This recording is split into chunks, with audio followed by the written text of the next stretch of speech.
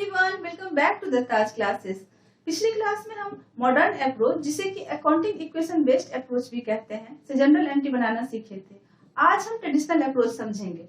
Traditional approach में account को दो पार्ट में क्लासिफाइड किया गया है, personal account, impersonal account. Personal account को तीन कैटेगरी में बांटा गया है। पहला, नेचुरल पर्सनल अकाउंट।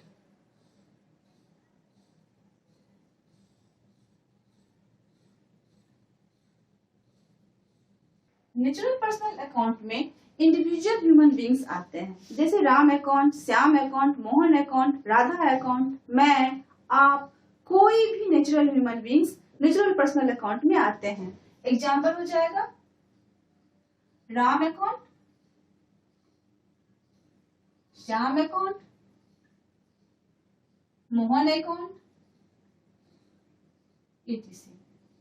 दूसरा, artificial personal account.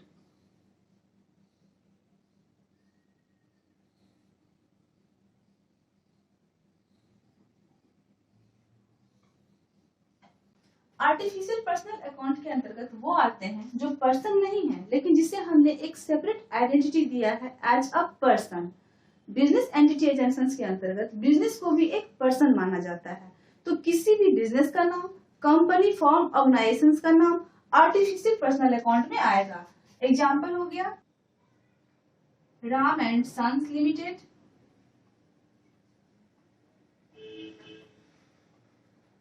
Wipro, HCL, HDFC बैंक, etc। तीसरा, रिप्रेजेंटेटिव पर्सनल अकाउंट।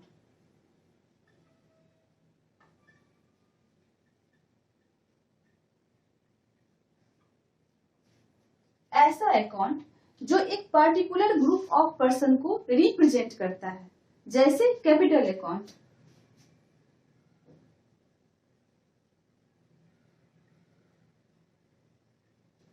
एक बिजनेस में कई ऑनर हो सकते हैं, उन सभी ऑनर के कंट्रीब्यूशंस को हम कैपिटल अकाउंट से रिप्रेजेंट करते हैं।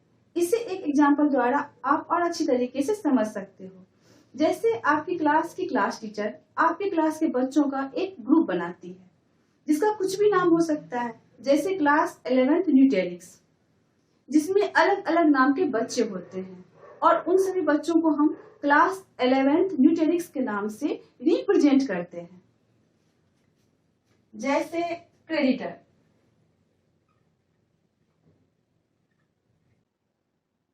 हमें किन किन को पैसे चुकाने हैं, जैसे राम को, श्याम को, मोहन को, उन सब को हम क्रेडिटर के नाम से रिप्रेजेंट करते हैं। डेटर, भविष्य में हमें किन किन से पैसे वापस लेने हैं, उन सब के नाम को हम डेटर के नाम से रिप्रेजेंट करते हैं। ड्रॉइंग, जिस तरह अलग अलग ऑनर के कंट्रीब्यूशंस को हम कैपिटल अकाउंट से रिप्रेजेंट करते हैं, उसी तरह अलग अलग ऑनर के द्वारा अपने पर्सनल यूज के लिए निकाले गए पैसे को हम ड्रॉइंग से रिप्रेजेंट करते हैं। लोन, हम जिस जिस बैंक से कर्ज लिए हैं, उन सभी कर्ज को लोन अकाउंट से रिप्रेजेंट करते हैं। आउटस्टैंडिंग,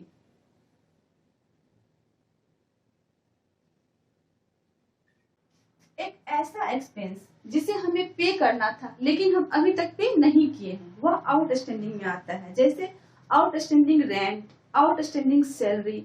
हमारे पास किस किस का रेंट या सैलरी आउटस्टैंडिंग है, जैसे राम का, श्याम का, मोहन का, उन सभी को हम एक जगह आउटस्टैंडिंग रेंट या आउटस्टैंडिंग सैलरी से रिप्रेजेंट करते हैं।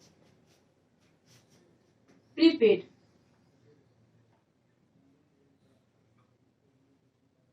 ऐसा एक्सपेंस जिसे हम एडवांस में पे कर दिए हैं, वह प्रीपेड में आता है। जैसे prepaid rent, prepaid salary.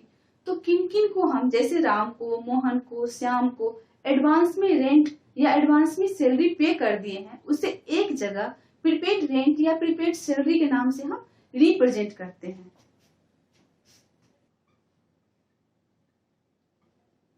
Commission receive in advance,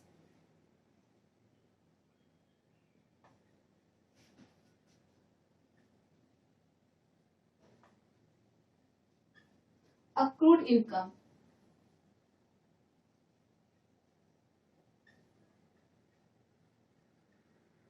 ये सारे रिप्रेजेंटेटिव पर्सनल अकाउंट में आते हैं। हम यह ध्यान रखेंगे कि कहीं भी word outstanding, prepaid, receive in advance या अक्रूड इनकम हो तो ये सारे रिप्रेजेंटेटिव पर्सनल अकाउंट में आएंगे। अब हम इम्पर्सनल अकाउंट को समझते हैं। इम्पर्सनल अकाउंट जो कि पर्सनल नहीं होता है। इम्पर्सनल अकाउंट को दो पार्ट में क्लासिफाइड किया गया है, रियल और नॉमिनल। रियल अकाउंट के अंतर्गत सारे टेंजिबल और इनटेंजिबल एसेट्स आते हैं।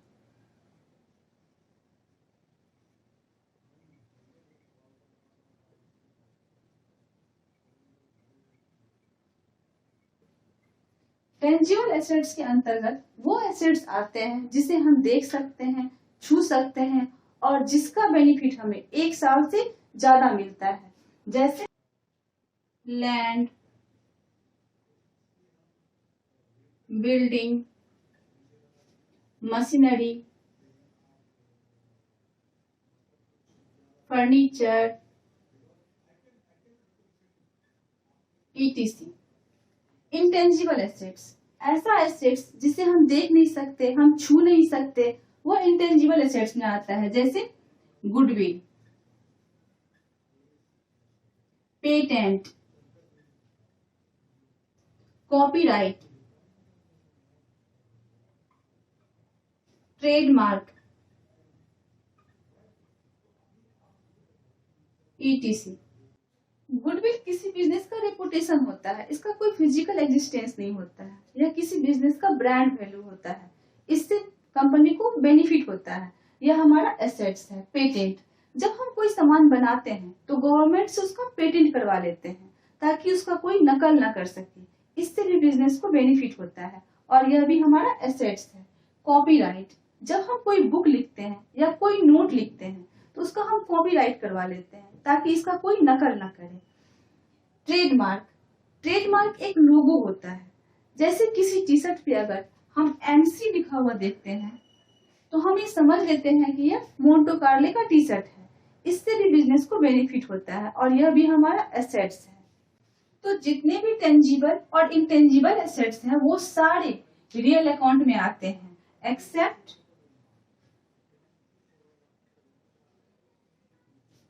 बैंक और डेटर।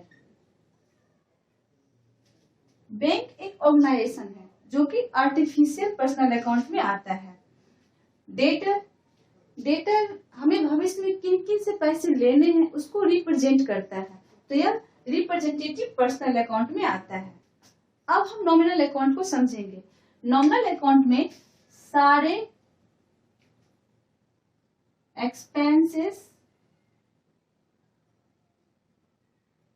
एंड लॉसेस और सारे इनकम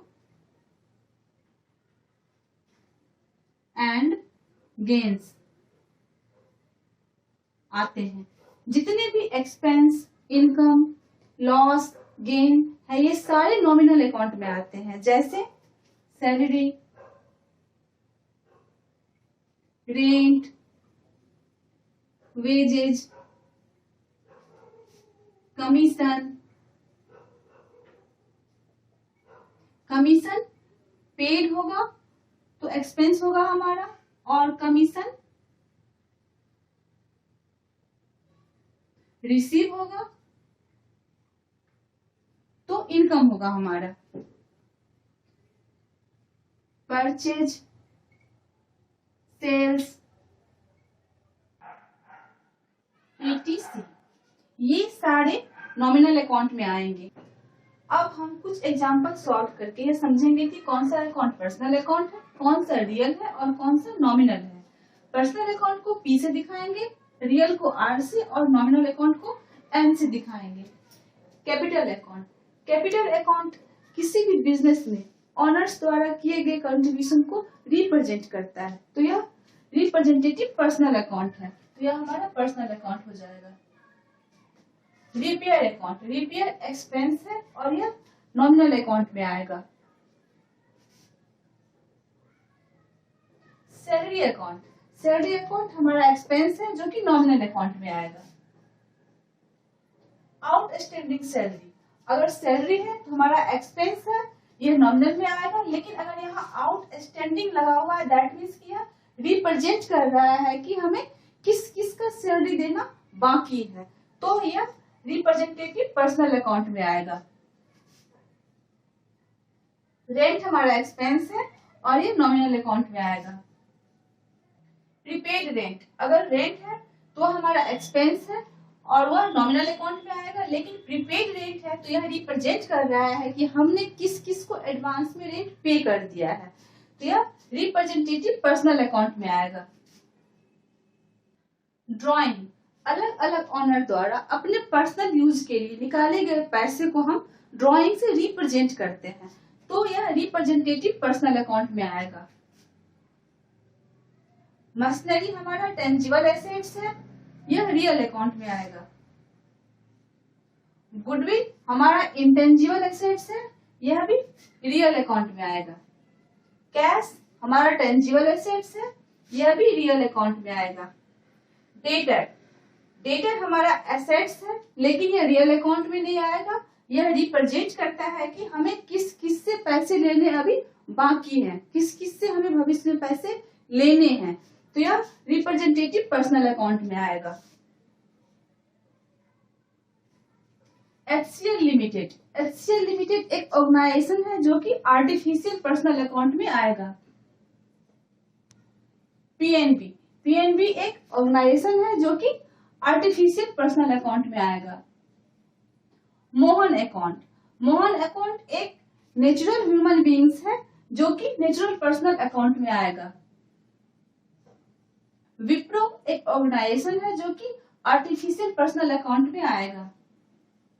कमीशन रिसीव्ड, कमीशन हम रिसीव कर रहे हैं, यह हमारे लिए इनकम है और यह नॉमिनल अकाउंट में आएगा। और कमीशन पेड हमारा एक्सपेंस है, यह भी नॉमिनल अकाउंट में आएगा, क्योंकि नॉमिनल अकाउंट में सारे एक्सपेंस और इनकम दोनों आते हैं। डिस्काउंट, डिस्काउंट अगर हम रिसीव करेंगे तो हमारे लिए इनकम है, अगर डिस्काउंट हम किसी को दे रहे हैं तो वो हमारे लिए एक्सपेंस है, दोनों नॉमिनल अकाउंट में आएगा। Loss by fire, loss nominal account में आता है। इन्वेस्टमेंट, अगर हम म्यूचुअल फंड में पैसे इन्वेस्ट कर रहे हैं या शेयर में पैसे इन्वेस्ट कर रहे हैं, वो हमारा एसेट्स है, वह रियल अकाउंट में आएगा। HDFC बैंक एक ऑर्गेनाइजेशन है जो कि आर्टिफिशियल पर्सनल अकाउंट में आएगा। राधा अकाउंट, राधा एक नेचुरल ह्यूमन बीइंग्स है, इसलिए यह नेचुरल पर्सनल अकाउंट में आएगा। Creditor account representative personal account में आएगा। अब हम यह अच्छी तरह से समझ चुके हैं कि कौन सा अकाउंट पर्सनल अकाउंट में आएगा, कौन सा रियल में आएगा और कौन सा नॉमिनल में आएगा। अगली क्लास में हम ट्रेडिशनल अप्रोच से जनरल एंट्री बनाना सीखेंगे। Thank you.